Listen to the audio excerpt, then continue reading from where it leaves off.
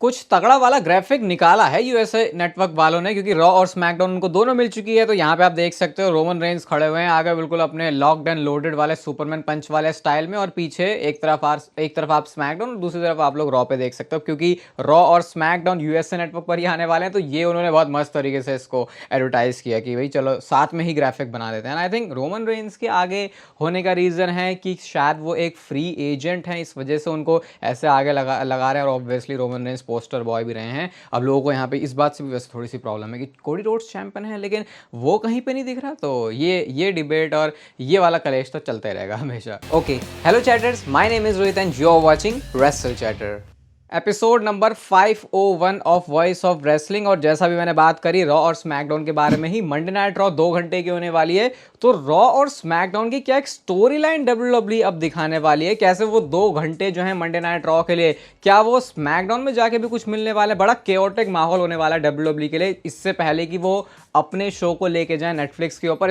इस पे जो है 20 मिनट का पूरा एपिसोड स्पॉटिफाई पर आ चुका है। लिंक पहला ही आपको डिस्क्रिप्शन में मिल जाएगा, आराम से इस वीडियो के बाद या फिर इस वीडियो के एंड में कार्ड पे क्लिक करके आप देख सकते हो। बहुत सारी चीजें आपको वहां पे जानने को मिल जाएंगी। जॉन मॉक्सली के बारे में अगर आपको कुछ चीजें जाननी है तो वो कुछ ऐसी हैं कि अब क्लियर लग रहा है कि ये बंदा ऑल एलीट रेसलिंग कंपनी के अगेंस्ट जा रहा है। आज सबसे पहले उन्होंने डायनामाइट के शो पर ब्रायन डैनियल्सन के बारे में बोला कि भाई अब वो ईगो जेलसी वाली जो चीजें हैं वो आ गई हैं। जब वो इस कंपनी में आए थे उन्होंने जो अपना विजन रखा था उस हिसाब से सब चीजें बिल्कुल भी अलाइन नहीं हो रही। तो वो एक तरीके से बता रहे हैं कि वो कंपनी के ही अगेंस्ट जा रहे हैं। और आज उन्होंने डायनामाइट के एक मैच में भी आके अपने पूरे ग्रुप के साथ, सेजारो क्लॉडियो के साथ, मरीना शफीर के साथ, ये सब मिलके आ गए थे और उन्होंने जो है मैच को भी एक तरीके से हाईजैक कर लिया। एंड इसके साथ साथ आज फाइनली डार्बी एलन और जॉन मॉक्सली आमने सामने भी आ चुके। जॉन मॉक्सली ने बोला था this is not your company anymore, Tony Shivani को देख के वहां पे उन्होंने डार्बी एलन के नेम के बारे में बात करी, तब से पता था कुछ तो चल रहा है। आज फाइनली डार्बी एलन ने आके बोल ही दिया मॉक्सली चल तू चाह रहा था ना कि आजा मेरे सामने, अब तेरे पास मौका है। जॉन मॉक्सली आते और यहाँ पर उन्होंने सिंपली बोला कि मतलब एक तो डार्बी एलन बोलते हैं कि भाई जैसा जॉन मॉक्सली मैंने तेरे को अपने बचपन का ऐसे हीरो माना था, मैंने तेरे को इस तरीके से देखा था, वैसा कुछ भी नहीं है। जॉन मॉक्सली कहते हैं चल कोई बात नहीं, मुझे जो तेरा वर्ल्ड टाइटल शॉट है वो चाहिए। अब जॉन मॉक्सली उस टाइटल के लिए कंपीट करना चाहते हैं। डार्बी एलन ने बोला भाई क्या तूने फिर से दारू वारू पीनी शुरू कर दी है क्या, क्योंकि आपको पता जॉन मॉक्सली पूरे रिहैब में गए थे। अब वो कहते हैं भाई चल तू ऐसा नहीं दे रहा, तो एडब्ल्यू का जो ग्रैंड स्लैम होने वाला है वहां पर इनका मैच होगा, जहां पर वो नंबर 1 कंटेंडर होने का ही जो टाइटल है, जो शॉट है, उसी को ऑन द लाइन रखा जा रहा है। तो जॉन मॉक्सली को देख के पूरी ऐसी वाइब आ रही है कि जो एडब्ल्यू में चीजें चल रही हैं वो उनको पसंद नहीं आ रही, उनको चैंपियनशिप की तरफ जाना है। इसीलिए उन्होंने ब्रायन डैनियल्सन को भी ठोक दिया और यहां से वो शेन मैकमैन वाले जो रूमर्स है वो और ज्यादा पेस पकड़ चुके हैं। बहुत ज्यादा केओटिक माहौल हो जाएगा भाई एडब्ल्यू में अगर शेन मैकमैन ऐसे ये जॉन मॉक्सली के साथ मिलके चीजों को करते हैं, क्योंकि फिर वो जो एंगल है शेन मैकमैन का हिस्ट्री, जो उनका पास्ट रहा है डब्ल्यूडब्ल्यू के साथ, उसको फिर एडब्ल्यू में यूज करके आपको पता है स्टोरी लाइन बढ़िया बना सकते हैं। तो कंसिस्टेंट तो मामला चल रहा है। बाकी पूरा डायनामाइट का शो मैंने देखा नहीं है, तो जितना मैंने देखा वो मैं आपको बता रहा हूँ। अब चलो सीएम पंक की एजे ली के आने के बारे में भी बात कर लेते हैं। बहुत सारा आपको पता है बातें चलती रहती है। सीएम पंक ने खुद बोला कि वो खुद एक फैन की तरह एजे ली को वापस देखना चाहते हैं, लेकिन एजे ली का जवाब कुछ ऐसा है जो कि सीएम पंक भी अगर सुन लेंगे तो बोलेंगे यार ये मेरी ही पत्नी है।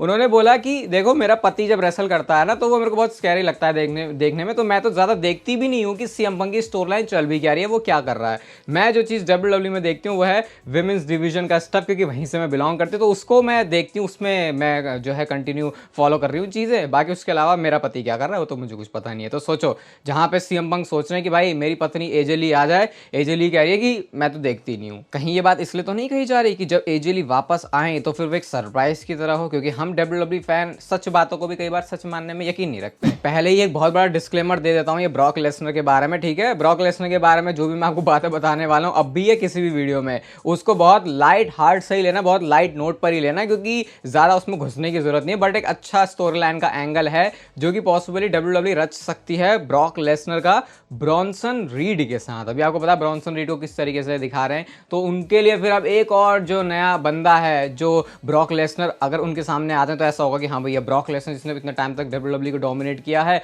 और अब वो बंदा जो कि फिलहाल डब्ल्यूडब्ल्यू को डोमिनेट कर रहा है। ऑब्वियसली ब्रॉन्सन रीड कहीं पर भी ब्रॉक लेसनर के लेवल पर आए नहीं है, लेकिन क्योंकि सऊदी के शोज के अंदर डब्ल्यूडब्ल्यू इस चीज को करने का प्लान कर देती है कभी कभी, या बड़े किसी इवेंट के लिए है ना कि चलो वो बिग फाइट वाली फील आए ब्रॉक लेसनर की वजह से, तो ये एक एंगल है जो कि शायद ब्रॉक लेसनर के लिए हो सकता है। बाकी ब्रॉक लेसनर का आना या ना आना वो सारी चीजें अलग अलग वीडियो में अच्छे से डिस्कस कर, लेकिन ब्रॉक लेसनर के बारे में यार बात नहीं होती तो ऐसा लगता है यार बहुत चीज़ मिसिंग है। मतलब लोग कह रहे होंगे कि यार ठीक तो सब कुछ चल रहा है, लेकिन ब्रॉक के आने से स्पेशली अगर वो कंसिस्टेंट होते हैं तो एक अलग ही ऐसा लगता है कि भाई कोई आ गया है बंदा स्क्रीन पे। और आई थिंक कोई ब्रॉक लेसनर का फैन नहीं भी होगा तो भी इस बात से एग्री करेगा वो। क्या आप भी आरके ब्रो टीम को फिर से देखना चाहते हो? तो शायद ये चीज़ डब्ल्यूडब्ल्यू में दोबारा से हो सकती है। तो रिडल ने अपने रिसेंट इंटरव्यू में इसके बारे में बात करी। कहते हैं कि जब सीएम पंक जैसा बंदा कंपनी में आ सकता है जिसने डब्ल्यूडब्ल्यू पर केस कर दिया था, तो मेरे भी जो डोर्स हैं डब्ल्यूडब्ल्यू में आने के वो हमेशा ही ओपन रहेंगे। मतलब रिडल की बातें सुन के मुझे तो ऐसा लगा कि हाँ भैया बंदा अब भी इंटरेस्टेड है कि वो दोबारा से कंपनी में वापस आ जाए। और रिडल के बारे में देखो, उल्टी सीधी हरकतें बहुत उनकी चलती रहती हैं, उनका पता नहीं मतलब कैरेक्टर ही बहुत अजीब किस्म का है।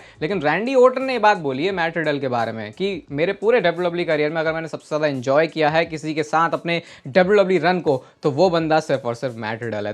तो रैंडी ओर्टन को तो एटलीस्ट है कि हाँ अगर ये बंदा आ जाए तो बढ़िया हो जाएगा, क्योंकि आरके ब्रो का जो दोबारा से साथ में आना है, जो रियूनियन है, वो हमने देखा नहीं, क्योंकि जब रैंडी आया तब तक रिडल ही निकल लिए थे कंपनी से। तो शायद फ्यूचर के लिए एक पॉसिबिलिटी है। बाकी रिडल की हरकतें थोड़ी सही रहनी चाहिए, बस यही होगा, क्योंकि हरकतें कई बार ऐसी होती है जो डब्ल्यूडब्ल्यू से ही आपको फिर दूर खींच लेती हैं। देखो विंस मैकमैन के टाइम में ऐसा होता था कि जो एक पूरा हफ्ता है उसमें बहुत सारे लाइव इवेंट्स होते थे, अलग अलग जाके डब्ल्यूडब्ल्यू इसको करती थी। लेकिन अब डब्ल्यूडब्ल्यू की जो स्ट्रैटेजी है इसको लेके वो चेंज हो चुकी है। टीकेओ के जो प्रेसिडेंट साहब है मार्क शपीरो, उन्होंने ही बोला कि उनका प्लान है धीरे धीरे लाइव इवेंट्स को कम करते रहना। वो ये कहते हैं कि जहां से हमको बहुत थोड़ा प्रॉफिट आ रहा है ना, उन लाइव इवेंट्स को हम कर ही नहीं रहे और हम धीरे धीरे इसको कम कर रहे हैं। जैसे कभी 250 थे, फिर 200 पे, फिर उसके बाद 150 पे आने का प्लान होगा। ऐसे करके वो कह रहे हैं कि हम जो लाइव इवेंट्स हैं उसको कट ही करने वाले हैं बहुत ज़्यादा, जिसमें उनको प्रॉफिट नहीं मिल रहा है। ये बिल्कुल ट्रिपल एच की भाषा में बात नहीं बोली गई, क्योंकि ट्रिपल एच फिर भी बोलते हैं भाई हम फैंस की सुनते हैं। यहाँ पे भाई ये स्टेटमेंट ऐसे रिलीज हुई है कि हाँ भैया पैसे जितने ज़्यादा बनेंगे वहाँ पर जाके करेंगे,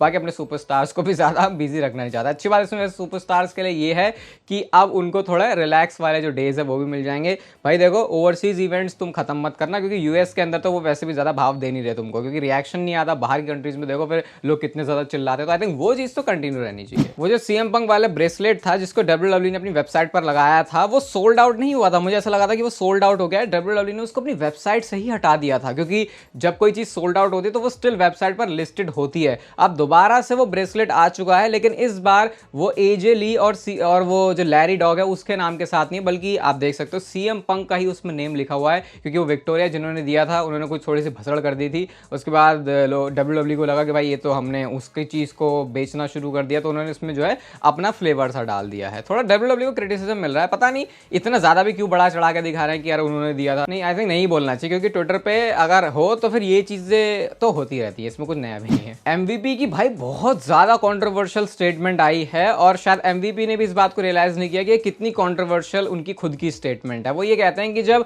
ब्रॉक लेसनर टेलीविजन पर नहीं आ रहा तो तुम किसको ढूंढते हो कि ब्रॉक लेसनर का जो स्पॉट्स है, जो उसके शूज है, उसको फिल कर सके। तो यहाँ पे उन्होंने बॉबी लैशली को ब्लैक ब्रॉक लेसनर वाली टर्म दी कि भाई तुम उस पोजीशन पे क्यों बॉबी लैशली को लेके नहीं गए। मुझे नहीं पता ये ऐसा क्यों उन्होंने बोला। मतलब ये तो वही बात हो गई कि बॉबी लैशली का खुद का तो कुछ है ही नहीं, जबकि वो बंदा कितना कुछ कर चुका है प्रोफेशनल रेसलिंग की इंडस्ट्री में। तो ये तो बहुत डिसरिस्पेक्टफुल लगा मुझे। अगर बॉबी लैशली भी इस बात को सुने, पता नहीं कैसे रिएक्ट करेंगे। लेकिन एमवीपी का तो भाई इमेज का पूरा ही कचरा हो चुका है, एंड आई थिंक डिजर्विंग भी है, क्योंकि उनकी बातें भाई कुछ बहुत ही अटपटी है। ट्रिपल एच के बारे में भी उन्होंने बहुत सारी बातें बोली हैं जो कि वो खुद कहते हैं कि उन्होंने कभी बोली नहीं है, बट अब ऐसी स्टेटमेंट से कैसे बचेंगे एमवीपी ये तो नहीं पता। अब उनको वैसे अब कोई सीरियसली ले भी नहीं रहा। आज से 8 साल पहले ये चीज हुई थी जब एजे स्टाइल्स ने स्मैकडाउन ब्रांड पे अपना पहला डब्ल्यूडब्ल्यू के अंदर जो वर्ल्ड टाइटल है उसको जीता हुआ था। 8 साल हो चुके भाई इसको। अभी तो फिलहाल 3 महीने से एजे स्टाइल्स नहीं आ रहे, वापस आए थे। देख रहे हो डब्ल्यूडब्ल्यू कितनी इनकंसिस्टेंट है। हमेशा ट्रिपल एच को अप्रिशिएट ही करते हैं, लेकिन बहुत बकवास चीजें भी हैं। जैसे ये भी तो विंस का स्टाइल नहीं हो गया कि भाई जब लगा कि ठीक है एजे स्टाइल्स और कोडी रोड्स का कर देते हैं, तब एजे स्टाइल्स को अचानक से तगड़ा दिखा दिया,